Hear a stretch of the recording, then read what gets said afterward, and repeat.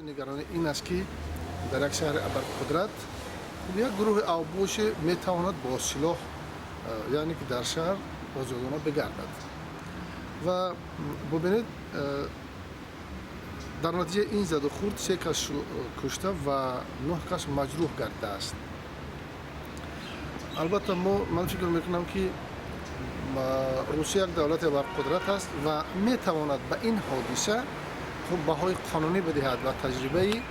جهانی و خوبی هم نیز دارد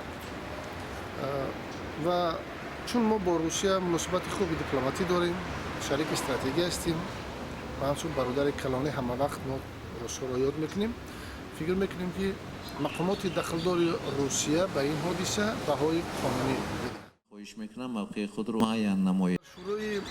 در شروع مجلس نمایندگان مجلس عالی جمهوری تاجیکستان صبح امروز نیز این مسئله از طرف رئیس مجلس نمایندگان مجلس عالی جمهوری تاجیکستان شکوزان ظهوروف مورد بررسی قرار گرفت و آن کس اظهار نگرانی کردند و گفتند که در سفر قریب الوقوع یعنی فردا که به مسکو دارند با مقامات دخلدار روسیه از جمله پارلمان روسیه این مسئله را بررسی خواهند کرد. دیروز و امروز از وسیله اخبار عامه اویدی واقعی که در قبرستان در شهر مسکو واقع شده گذشته در روز شهروندای ما نیز تلف یافتند، مجروح شدند و از اوی وسیله اخبار عامه ما حول آگاه هستیم. بعضی مواد تیار کرده شدیم و امروز تا بگاه یا فردا حالا که آمادگی موادها رو میبینیم ما نیت داریم که اعضایان ریاست حزب کمونیست ترکستان را دعوت نماییم و این مسئله را در پرزیدیوم کمیته مرکزی حزب کمونیست ترکستان ما مورد بررسی قرار میدهیم و نیت داریم که با فراکسیای حزب کمونیست فدراسیون روسیه در دومای دولتی و با واسطه اونها با فراکسیای کمونیستان در دومای شهر مسکو با یک مراجعت نامه قبول میکنیم. با استفاده از همین منبر کمونیستان روسیه ما پیشنهاد داریم که همین مسئله با بررسی دومای دولتی چی کرده شود،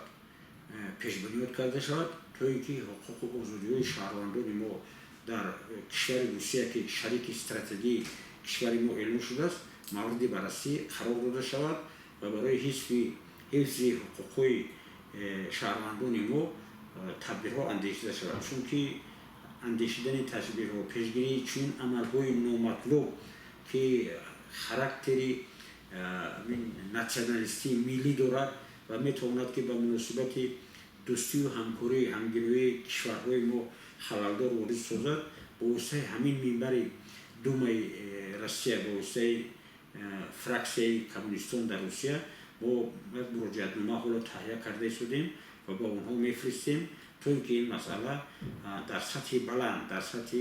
مقام عالی قانونگذاری کشور روسیه مورد بررسی قرار بگیرد و در آینده به چنین عملهای نامطلوب راه داده نشود.